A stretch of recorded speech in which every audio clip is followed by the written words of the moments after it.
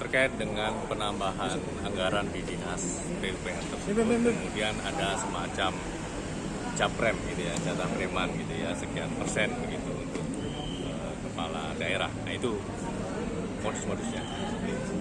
Mas, ini lingkup pemerasannya antara kepala daerah ke OPD, pejabat daerah, atau kepada pihak swasta juga lingkup pemerasannya itu? Itu nanti detail ya, masuk ke materi, terus kami akan jelaskan. Spill dikit boleh. Terinfo soal itu. Ya. Penambahan anggaran berarti minta. Jadi modus dugaan tindak pemerasan ini setidaknya ya ini sudah penyerahan yang setidaknya ya sudah penyerahan yang ketiga gitu. Jadi sudah ada penyerahan sebelumnya Mas, ini sudah gubernur di dinas PUPR sendiri. sudah gubernur keempat di Riau yang terkena kasus korupsi. Apa pemberantasannya tidak menimbulkan efek jerah atau gimana, Mas? Oleh karena itu kami juga menyampaikan keprihatinan.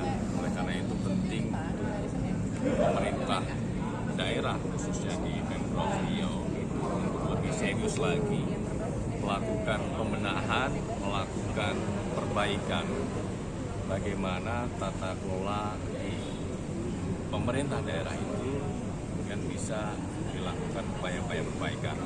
KPK secara intensif terus melakukan pendampingan dan pengawasan melalui tugas fungsi, koordinasi dan supervisi. Kami turun ke lapangan mengidentifikasi sektor-sektor mana saja yang masih punya risiko tinggi. KPK kemudian memberikan rekomendasi untuk dilakukan perbaikan kepada pemerintah daerah. Termasuk KPK juga melakukan pengukuran melalui survei penilaian integritas. Dari pengukuran itu, KPK kemudian juga memberikan identifikasi mana saja yang masih rawan terjadinya korupsi. Pengukuran ini sangat objektif karena tidak hanya memotret dari perspektif internal, tapi juga melibatkan expert dan juga masyarakat sebagai pengguna layanan publik di pemerintah daerah. Mas, ini kan anggaran ini kan memang menjadi salah satu sektor yang rawan terjadinya tindak pidana korupsi. Oleh karena itu dalam perkara ini itu juga terkait dengan penganggaran. Itu adanya penambahan anggaran di dinas PUPR yang kemudian masuk modus dugaan tindak pemerasan yang dilakukan oleh pihak-pihak di pemerintah provinsi Riau. Artinya memang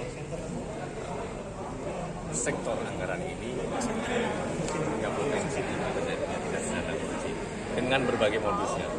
Terlebih kalau kita bicara pengadaan ya, ini di luar negara ini, pengadaan itu kan dari proses penganggaran, proses perencanaannya, apakah sudah dilakukan secara presisi ya untuk pelaksanaan pengadaan itu nantinya, ya, termasuk proses pengadaannya itu sendiri dan nanti di proses evaluasinya, siklus anggarannya.